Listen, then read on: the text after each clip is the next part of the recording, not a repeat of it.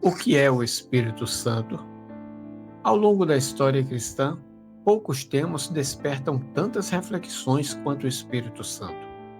Muitos tentaram defini-lo de forma filosófica ou sistemática, mas a Bíblia nos convida a algo mais simples: observar como ela mesma usa a expressão Espírito Santo e permitir que o próprio texto, dentro do seu contexto, nos ensine. Vamos meditar com calma e profundidade e vamos ver que o contexto faz toda a diferença. Primeiro, vejamos o significado da palavra Espírito. No Antigo Testamento, a palavra hebraica ruach significa vento, sopro, respiração, disposição interior, mente, coragem, temperamento e espírito. Já no Novo Testamento, a palavra grega pneuma carrega a mesma ideia: fôlego, ar, sopro invisível, espírito. Essas palavras revelam algo importante. O espírito é aquilo que procede de alguém, como o sopro que sai da sua boca, ou o vento que não vemos, mas sentimos seus efeitos. Isso já nos ensina algo espiritual profundo. O espírito não é descrito primeiro como um alguém separado, mas como aquilo que expressa a vida interior e ativa de quem o possui. Vejamos primeiro o Espírito Santo como o Espírito de Deus.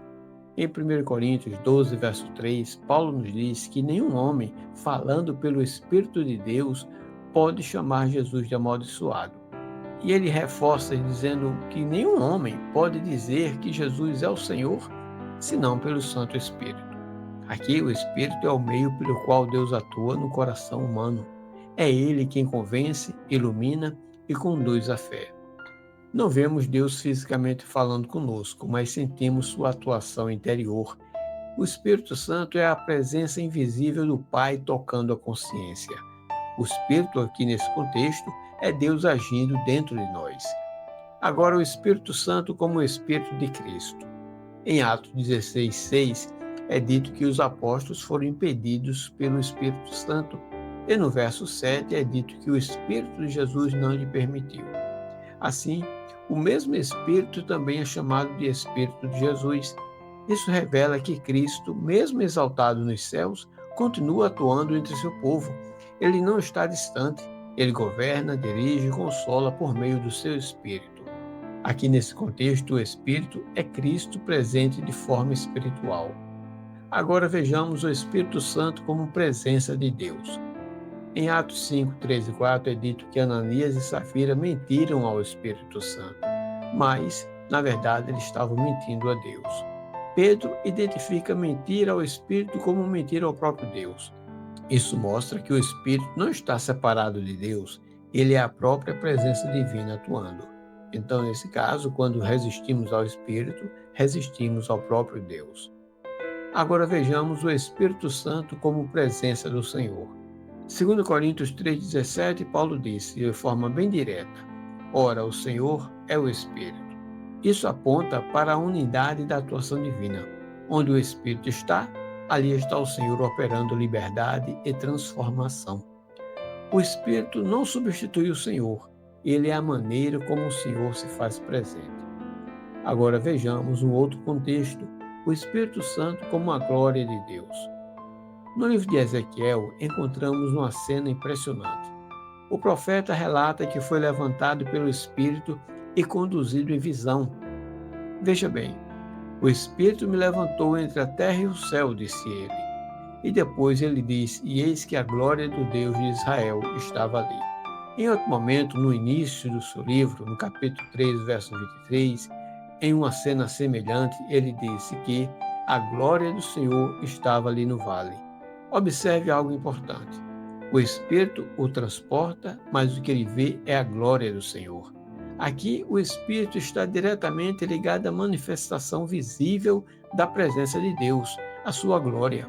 A glória de Deus na Bíblia representa a sua presença revelada, sua majestade, sua santidade manifesta.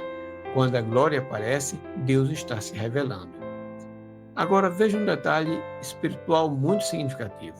No livro de Ezequiel, capítulo 10 e capítulo 11, a glória do Senhor se afasta do templo por causa da infidelidade do povo. Isso mostra que a presença de Deus pode ser retirada quando há rebelião. Nesse contexto, o Espírito é a glória do Senhor. Agora vejamos o Espírito como o poder de Deus. Em Lucas 4:1 é dito que Jesus estava cheio do Espírito Santo. E já no capítulo 5, verso 17, Lucas diz que o poder do Senhor estava presente nele para curá-los. Jesus foi descrito como cheio do Espírito Santo e depois mostrando que o poder do Senhor operava os milagres. Aqui vemos que o Espírito representa a força ativa de Deus operando na terra. Nesse contexto, o Espírito é o poder divino em ação. Agora, o Espírito como o dedo de Deus. Lucas nos diz: se eu expulso demônios pelo dedo de Deus. Já Mateus, relatando o mesmo episódio, diz que se eu expulso os demônios pelo Espírito de Deus. O dedo aqui simboliza a intervenção direta de Deus. Agora vejamos o Espírito e os anjos. Em Hebreus capítulo 1, verso 14, os anjos são chamados de espíritos ministradores. Agora, em Atos capítulo 8, a atuação do Espírito aparece associada à direção angelical. Veja que em Atos 8, verso 26 é dito: o anjo do Senhor falou a Filipe. Já no verso 29 é dito que o Espírito disse a Filipe. E no verso 39 é dito que o Espírito do Senhor arrebatou a Filipe.